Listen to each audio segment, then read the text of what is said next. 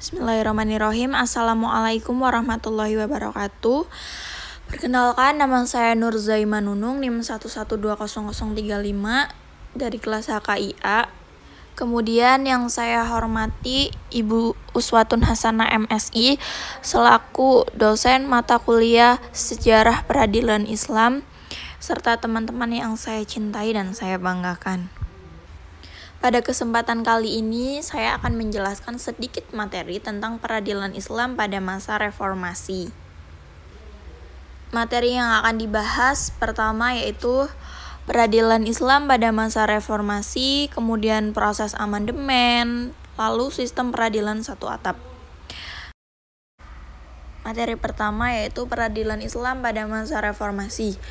Peradilan agama merupakan kekuasaan negara dalam menerima, memeriksa, mengadili, memutus, dan menyelesaikan perkara-perkara perkawinan, kewarisan, wasiat, hibah, wakaf, dan sodakoh di antara orang-orang Islam untuk menegakkan hukum dan keadilan. Selanjutnya, dalam pasal 1 Undang-Undang menyatakan bahwa kekuasaan kehakiman adalah kekuasaan negara yang merdeka untuk menyelenggarakan peradilan guna menegakkan hukum dan keadilan berdasarkan Pancasila demi terselenggaranya negara hukum Indonesia.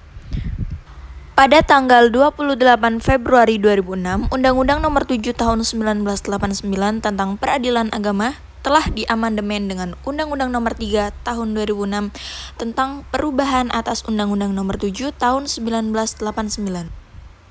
Perubahan tersebut dilakukan karena Undang-Undang Nomor 7 Tahun 1989 tidak sesuai lagi dengan perkembangan kebutuhan hukum masyarakat dan kehidupan ketatanegaraan menurut Undang-Undang 1945.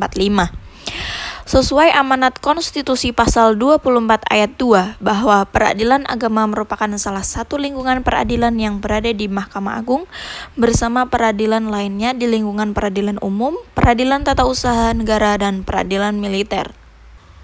Begitupun juga ketentuan pasal 10 ayat 2 Undang-Undang Nomor 4 Tahun 2004 tentang kekuasaan kehakiman bahwa badan peradilan yang berada di Mahkamah Agung meliputi badan peradilan dalam lingkungan peradilan umum, peradilan agama, peradilan militer, dan peradilan tata usaha negara. Oleh karena itu, berlaku kebijakan satu atap atau the one roof system. Materi selanjutnya yaitu proses amandemen. Perubahan pertama tentang dasar hukum penyelenggaraan peradilan sebelum Undang-Undang Nomor 7 Tahun 1989 berlaku dasar penyelenggaraan peradilan beraneka ragam. Sebagian merupakan produk pemerintah Belanda dan sebagian merupakan produk pemerintah Republik Indonesia. Perubahan kedua yaitu tentang kedudukan pengadilan.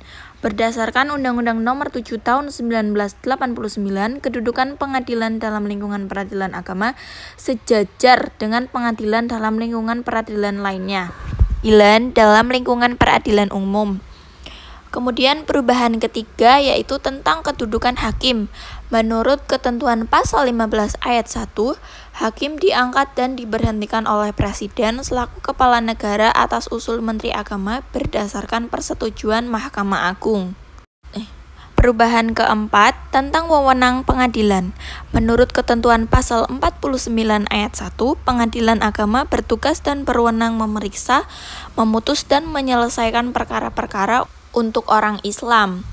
Kemudian perubahan kelima tentang hukum acara. Hukum acara yang berlaku pada pengadilan agama adalah hukum acara perdata yang berlaku pada pengadilan dalam lingkungan peradilan umum, kecuali yang telah diatur secara khusus dalam undang-undang ini. Selanjutnya, perubahan keenam tentang penyelenggaraan administrasi peradilan. Di pengadilan, dalam lingkungan peradilan agama ada dua jenis administrasi, yaitu administrasi peradilan dan administrasi umum. Perubahan ketujuh tentang perlindungan terhadap wanita. Ketentuan tidak berlaku pada pengadilan dalam lingkungan pengadilan agama dan tidak pula dihapuskan. Selanjutnya, materi yang terakhir yaitu sistem peradilan satu atap. Sistem peradilan satu atap adalah suatu kebijakan yang potensial menimbulkan implikasi baik yang diharapkan maupun yang tidak diharapkan. Implikasi yang perlu diantisipasi dengan adanya sistem antara lain: 1. Ditinjau dari ajaran trias politika dengan satu atap. 2. Satu atap juga dapat menimbulkan konsekuensi pertanggungjawaban kekuasaan kehakiman. 3. Ada kekhawatiran sistem satu atap justru akan melahirkan kesewenang-wenangan pengadilan atau hakim, karena dengan satu atap tidak ada lagi lembaga lain yang mengawasi perilaku hakim.